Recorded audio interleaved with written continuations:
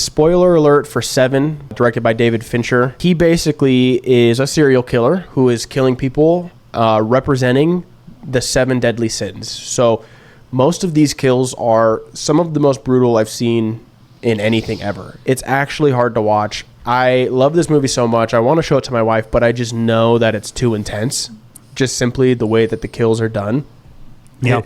It's hard to get through. So already he is putting people in almost like Saw-like traps and situations where they are, forced to eat until they die, or a bunch of other things, tied down, starved to death.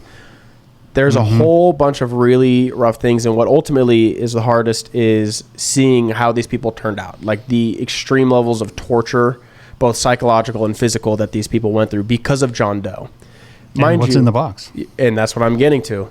Maybe one of the most iconic endings to a movie ever. Definitely one of the most gut-wrenching. By the end of the movie, we have been revealed that John Doe is Kevin Spacey. He's doing his whole thing. He takes Brad Pitt, taken out into the desert. Ultimately, a package arrives for them in the middle of the desert. It's this huge thing. He starts talking about his wife to him. He starts talking about his wife, like how he laid in bed with her, all these different things, how she begged for her life. And we realized that at a certain point, he'd visited Mills's wife. They just moved here, and then he ultimately reveals to him that she was pregnant. And this is something that really hits hard as the audience. We had no idea.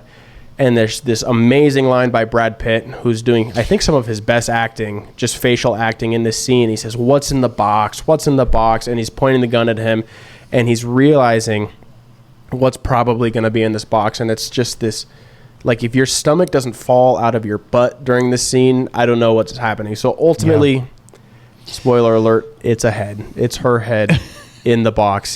He killed her, and he ultimately baited Mills into killing him, completing the 7th deadly sin.